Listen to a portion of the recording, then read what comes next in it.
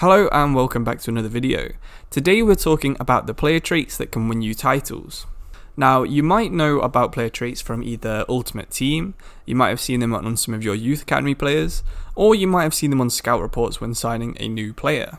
But there's actually quite a large selection and they can make a decent impact into every season you play. In this video, I'll talk you through the best for attack and defensive players. I'll go through some of the most pointless ones that you can have in your FIFA Career Mode, and some of the hidden traits that are in FIFA but you can't actually use in Career Mode. So they might be cool if EA decides to add them on FIFA 22.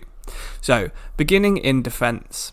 The two things that I think make the biggest difference to having a good defense would be having a goalkeeper with either acrobatic saves or saves with feet, and having your defense and midfield having second wind.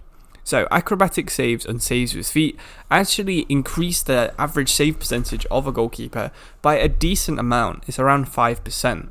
So over the course of a season, you'll concede 5% less goals, maybe a bit more, a bit less, depending on how the AI shoots against you, just because your goalkeeper will be able to save a higher amount of shots either near their feet with the saves with the feet trait, or acrobatically in the far corners with the acrobatic saves trait. So over the course of a season, a couple of goals could be the difference between 1 or 2 wins, so it's going to actually make a decent impact on your title challenge. Second wind is probably something that's a bit more noticeable. It will give your players a boost of stamina around the 60th to the 75th minute of every game. They'll gain around a quarter to a third of their stamina back.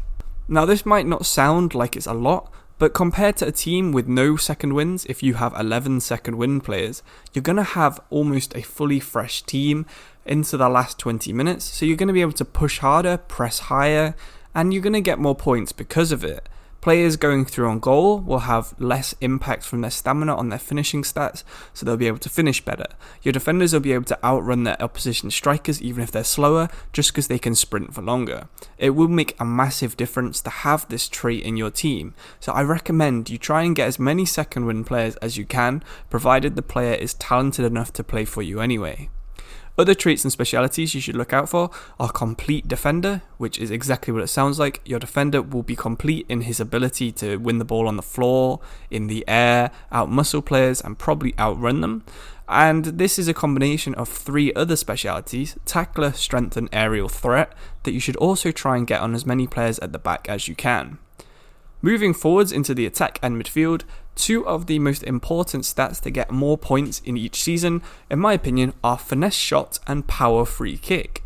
Now you might be wondering why Power Free Kick is so important. Well actually, if you get a free kick on target, or around 20 to 30 meters out, and use a Power Free Kick with a player with this trait, as long as it's on target and the goalkeeper's not in the same corner you've aimed, it will usually go in. It almost feels like cheating if you know how to use timed finishing on your free kicks and have a player with this trait. Finesse Shot is similar. Anything around the edge of the box, you'll get maximum curl, so you can start the ball further out to the right or left and curl it into the top corners in a way more consistent manner than the average player. It makes a big impact even if your player has the minimum finishing, because every player with this trait has the exact same amount of curl. So if you're playing in League 1, your striker has 70 finishing, then you're going to be able to get the same amount of curl as someone with Lionel Messi with 99 finishing, for example. So it's important to have this because goalkeepers at a lower level can't save the balls that are in that far corner because they have such low diving stats. Other good attacking traits, in my opinion, are bicycle kicks, fancy passes and flair, but that's just because I like to play in a way that uses all of these to try and score more interesting goals. But that's mainly because I try and entertain people while playing it on stream or on YouTube, so maybe you won't want those if you're trying to play a bit more realistically, but you should have something like Acrobat, Aerial Threat again is good up front too, Clinical Shooter, Complete Forward, Distant Shooter or Poacher. They all boost the shooting stats except for Acrobat, which boosts the agility and allows your player to jump higher, reach their legs higher to control the ball, which is a pretty interesting one when you see it in action, and they can usually actually almost glitch through defenders just because they can bend in such weird ways. It's a hard speciality to explain, but it's definitely one you need to check out if you do see a player with this trait. So that's all of the important traits that I think you should try and have as many of in your team to win as many titles as you can in your career mode. On the complete opposite, there are actually several traits that actually make 0 impact onto your team.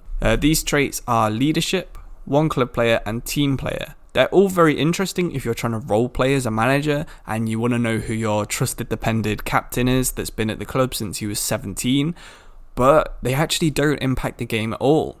Whoever's your captain, it doesn't matter. You could have your goalkeeper captain, you can have a 16-year-old striker, you can have a 30-year-old veteran who's more experienced than everyone. They all get the same exact stats. It doesn't affect anything who your captain is. The only job of these traits and specialities is to actually tell the game who should be your captain. So having a leadership captain makes no difference.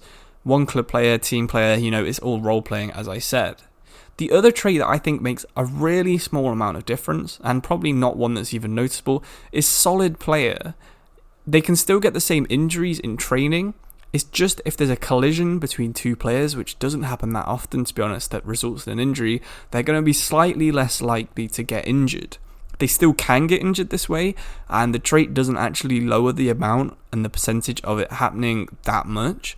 So I wouldn't go out my way to sign a solid player if you've got another player with slightly better stats that doesn't have this trait. It won't save your season, and it's very unlikely to ever actually be triggered. So that's the most pointless ones. I've got that out of the way, so you know the best ones and the most pointless ones. But now is probably my most interesting traits that I found while looking through the research for this video. And that's the hidden traits that are in FIFA Career Mode that aren't actually used. So there's 4 here that I've singled out because I think they'd be all very interesting to see in a Youth Academy player, for example. So you've got argues with officials. If this is anything like it happens on Football Manager, it's just a way to get more yellow cards, and it's probably something you won't want on your player. But it would be interesting to have sort of the gobby loudmouth player in your team that's always running up to the ref and trying to get the other players on the opposition team getting sent off. And again, it's something that might be useful if you do roleplay as a club manager and you want your players to have a bit more personality.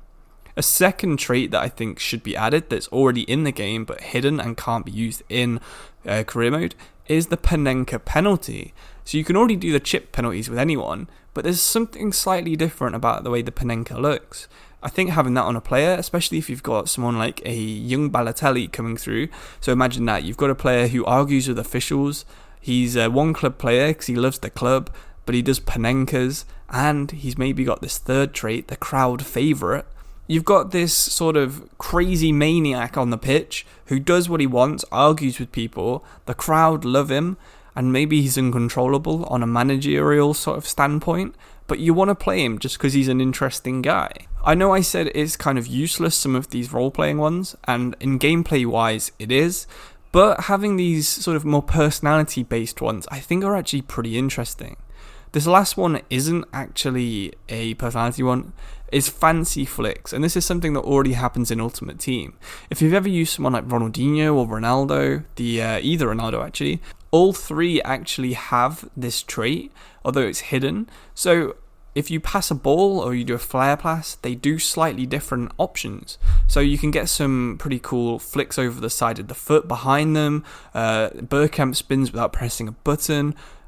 It's just something that's more interesting to see. So I think having this added into career mode, you can eventually get a player that's maybe a bicycle kick, fancy passes, flair player who does fancy flicks. Even if he's got low stamina, let's say, really high dribbling, really good at passing. You've got someone like a Cassano all of a sudden.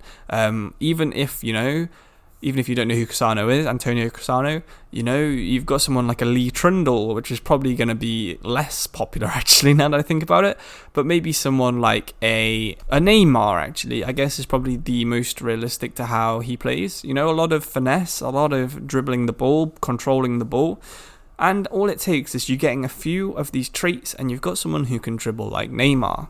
So I hope over the course of the last 9 minutes you did learn something about traits in FIFA, even if it's just that some of them don't affect players, even if it's the ones that can win you titles, or if it's these cool ones that are actually hidden by EA. I hope you enjoyed the video as well. Unfortunately, that's all I have time for today, and I'm going to say thank you for watching, and I'll hopefully see you in the next video. Thank you and goodbye.